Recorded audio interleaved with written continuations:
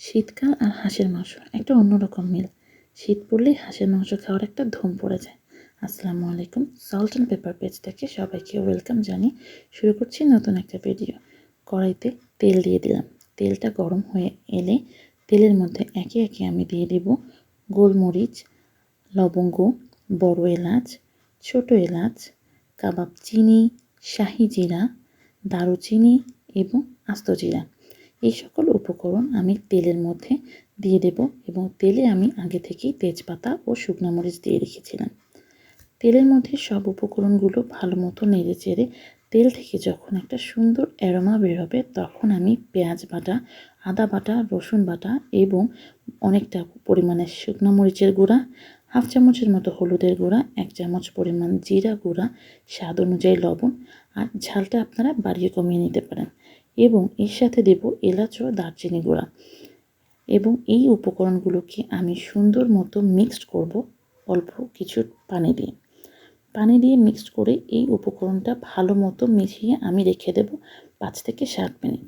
তারপরে এই উপকরণটিকে আমি আবার নেড়ে চেড়ে দিয়ে দেব ওই অ্যারোমেটিক তেলের মধ্যে।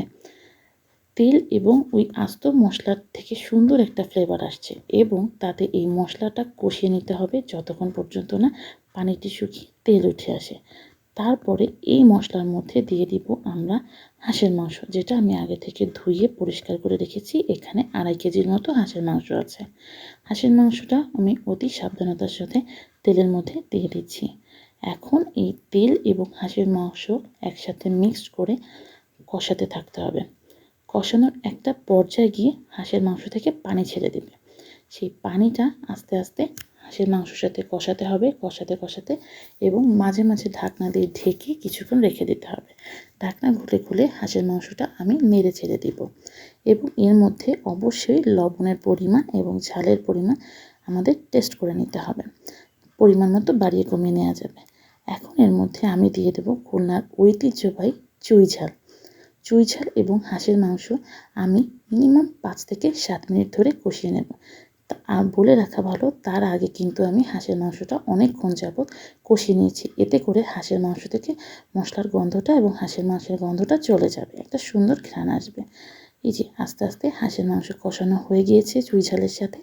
এখন কিছুটা পানি দিয়ে এই মশলাটার সাথে হাঁসের মাংসটাকে ভালো মতো সিদ্ধ করে নিতে হবে। সিদ্ধ হয়ে গেলেই কষানোর একটা পরিমাণ মতো ঝোল রেখে বাকি পানি মরিয়ে দিতে হবে। এই তো তৈরি হয়ে গেল হাঁসের মাংস উইথ চুই ঝাল। সবাইকে অনুরোধ করব একবার হলো ট্রাই করবেন। আল্লাহ হাফেজ।